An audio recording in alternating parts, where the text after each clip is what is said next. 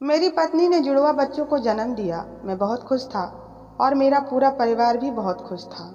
तब डॉक्टर ने मुझे उनके केबिन में बुलाया और मेरी पत्नी के बारे में ऐसा कुछ बताया जिससे कि मेरी गर्दन सर में से झुक गई। वो ऐसा कुछ कर सकती है, ये मैंने कभी सोचा भी नहीं था। वो सब सुनकर मुझे उसे तलाक देने की इच्छा कर रही थी, लेकिन मैं आंखें बंद करके डॉक्टर की सारी बातें सुने जा रहा था। पत्नी के ऐसे कारनामे की वजह से मैं डॉक्टर से नज़र भी नहीं मिला पा रहा था। वो मुझसे रोज 1 किलो पनीर लाने को कहती और कहती कि मैं बहुत कमज़ोर हो गई हूँ। मैं भी उसे पनीर लाकर देता। वो उस पनीर को छत पर लेकर जाती और जब नीचे आती तो उसके हाथ खाली होते। पूछने पर कहती कि मैंने सारा पनीर खा लिया है। लेकिन मुझे बड़ी हैरानी होती कि वो अकेली 1 किलो पनीर कैसे खा सकती है। टेरेस पर जाता तो वहाँ कोई भी नहीं रहता। फिर एक दिन मुझे छत पर आवाज़ सुनाई दी और जब मैं टेरेस पर गया तो सामने का दृश्य देखकर मेरे पैरों तले ज़मीन खिसक गई। और तभी मुझे डॉक्टर की कही हुई बात याद आई, क्योंकि मेरी पत्नी, मेरा नाम अनिल है। मैं 11 साल का था जब मेरे माता पिता के कमरे से लड़ने की आवाज़ रोज़ सुनाई देती। मेरे पिता मजदूर थे, रात दिन मेहनत करते। उनके पास हमेशा बहुत ही कम पैसे होते थे, इसीलिए वे हमेशा मुझे समझाते कि हम बहुत गरीब हैं। बिना वजह खर्च करना इतनी अपनी आमदनी नहीं है। मतलब मुझे ये याद रखना था कि हम दूसरों की बराबरी नहीं कर सकते और मुझे जीवन में कुछ बनने के लिए बहुत मेहनत करनी पड़ेगी। और दूसरी तरफ मेरी माँ, मैं जो भी चीज़ मांगता मुझे ला कर देती। महंगे कपड़े, महंगी चीज़ें, खेल खिलौना। लेकिन वो कपड़े मैं पिताजी घर पर जब नहीं होते थे तभी पहन पाता। पापा जैसे ही घर आने वाले होते, मैं फिर से पुराने कपड़े पहन लेता और खेल खिलौने सब छुपा कर रख देता। एक दिन माँ मेरे लिए स्वादिष्ट पिज्ज़ा लेकर आई। मैंने वो पिज्ज़ा कुछ ज़्यादा ही खा लिया, इसीलिए देर रात मेरे पेट में दर्द होने लगा। मुझे पास के अस्पताल ले जाया गया, जहाँ डॉक्टर ने मुझसे पूछा कि बेटा, क्या खाया था तुमने। मैंने झट से बता दिया कि पिज्ज़ा खाया। इस पर पापा चिल्लाते हुए बोले कि सही सही बताओ क्या खाया है। डॉक्टर साहब, इसने बासी दाल चावल खाया था। डॉक्टर ने मुझे दवाई दी और मैं घर आकर दवाई लेकर सो गया। लेकिन फिर से मेरे मम्मी पापा के कमरे से लड़ने की आवाज़ें आने लगी। पिज्ज़ा के पैसे कहाँ से आए तुम्हारे पास? इतने महंगे कपड़े और इतने महंगे खिलौने तुम कहाँ से लाई? इतने सारे पैसे तुम्हारे पास कहाँ से आए?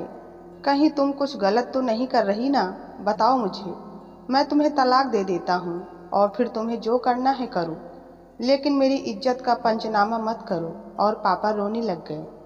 फिर माँ भी कहने लगी कि मैं ऐसा कुछ नहीं कर रही हूँ और तुम ऐसा सोच भी कैसे सकते हो।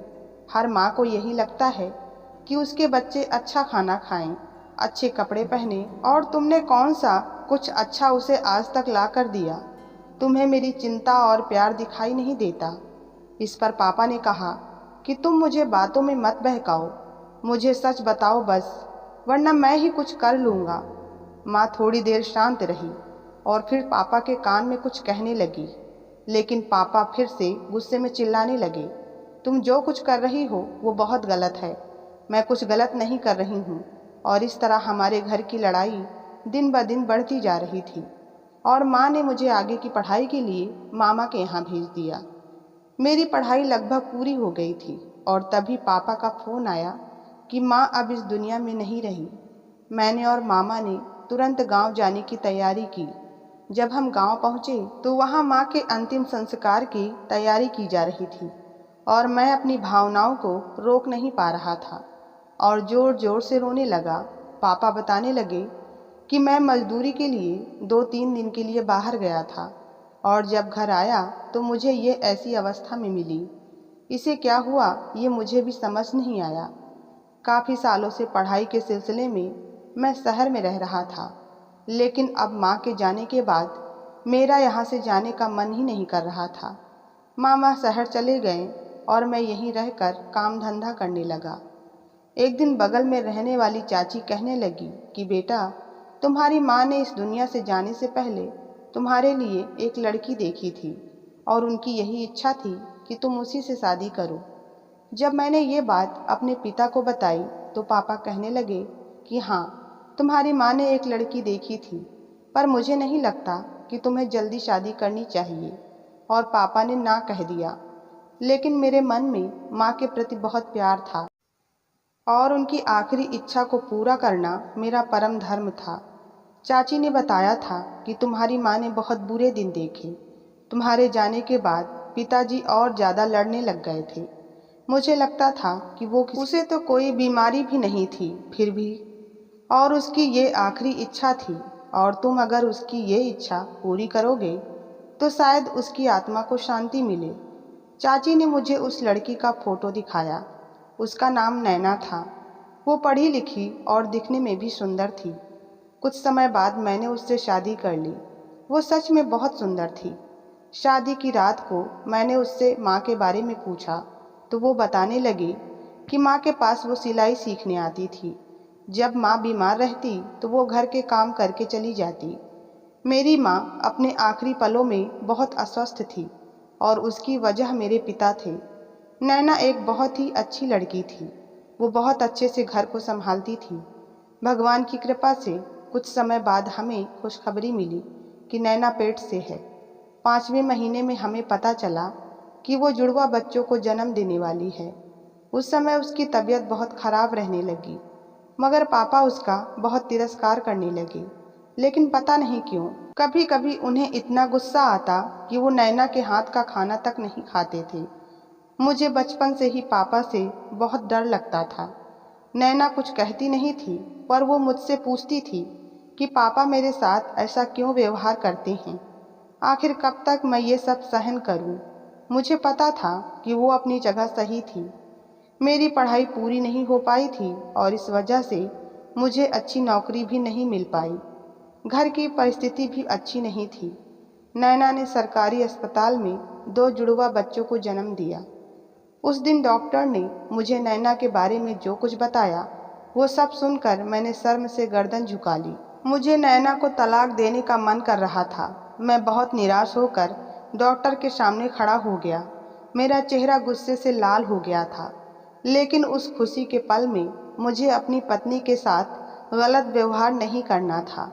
अब वो मेरे बच्चों की माँ बन गई थी, इसलिए मैं चुप होकर बैठ गया। जुड़वा बच्चों को जन्म देने के कारण वो बहुत कमज़ोर हो गई थी।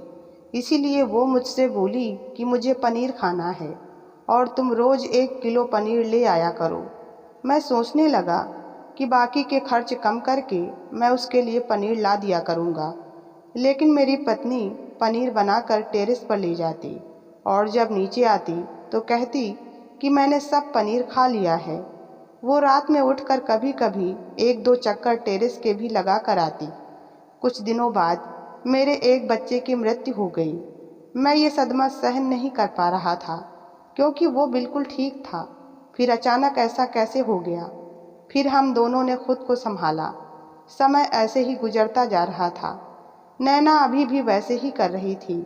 एक दिन मैं सो रहा था और मेरा बेटा रोए जा रहा था। मैंने देखा कि नैना कमरे में नहीं है। बच्चे को छोड़कर वो कहाँ गई होगी? मैंने उसे इधर उधर सब तरफ देखा, पर वो मुझे कहीं नहीं दिखी। जब मैंने पलट कर देखा तो वो टेरेस से नीचे आ रही थी और मुझे देखकर डर गई। बच्चा रोए जा रहा है और तुम यहाँ क्या कर रही हो? इस पर वो बोली कि हाँ, मैंने भी आवाज़ सुनी, तभी तो नीचे आ रही हूँ। लेकिन तुम्हें इस समय क्या ज़रूरत है जाने की? वो कहने लगी कि टेरेस पर ठंडी हवा चल रही थी, बस इसी वजह से मैं चली गई। मुझे गुस्सा तो बहुत आ रहा था, पर बच्चे के कारण मैं चुप हो गया और इसी दौरान पापा की आंख खुल गई। उन्होंने नैना की तरफ बहुत ही तिरस्कार से देखा। फिर भी मैंने सब कुछ अनदेखा किया।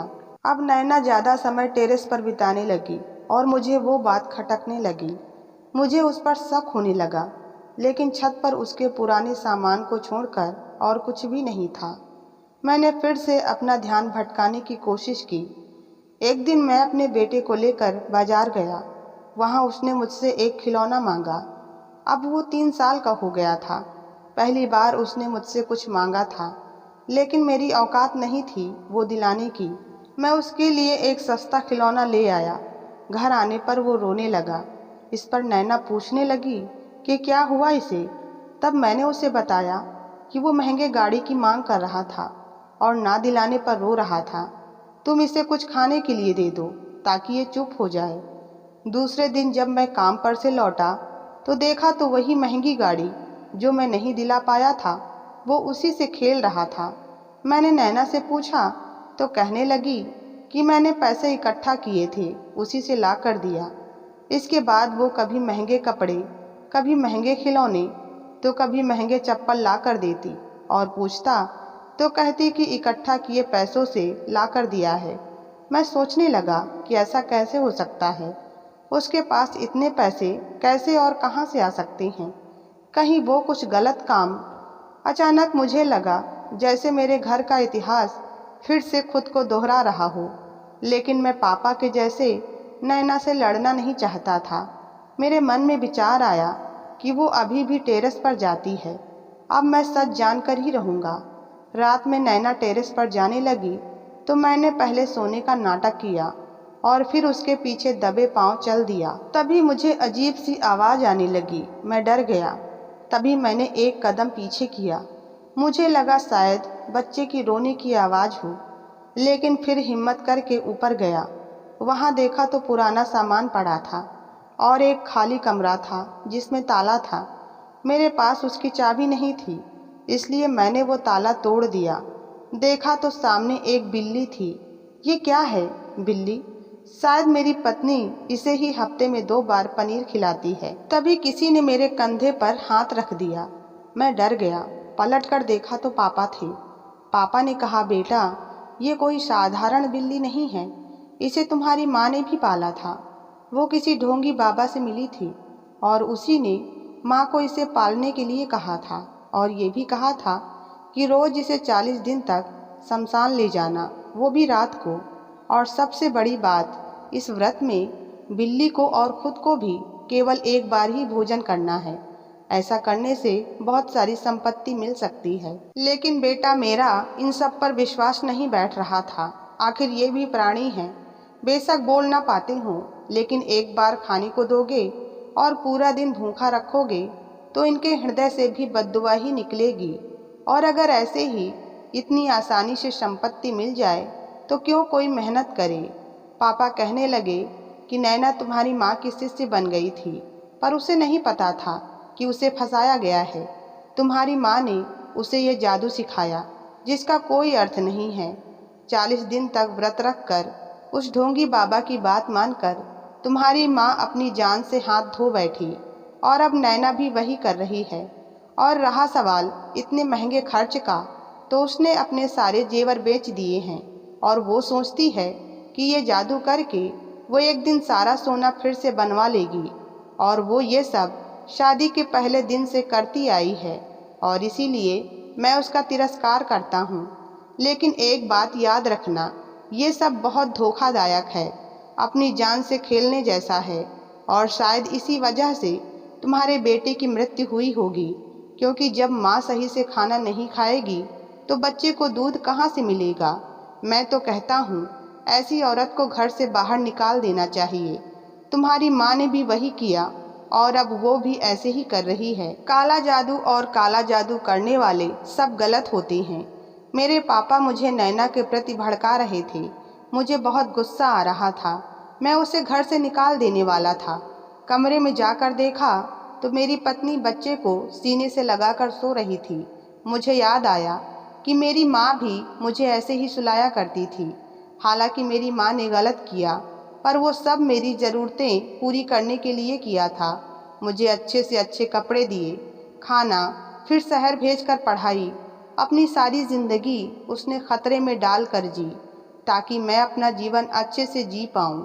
तभी मुझे याद आया कि डॉक्टर भी मुझसे कह रहे थे कि तुम्हारी पत्नी कितनी कमज़ोर है।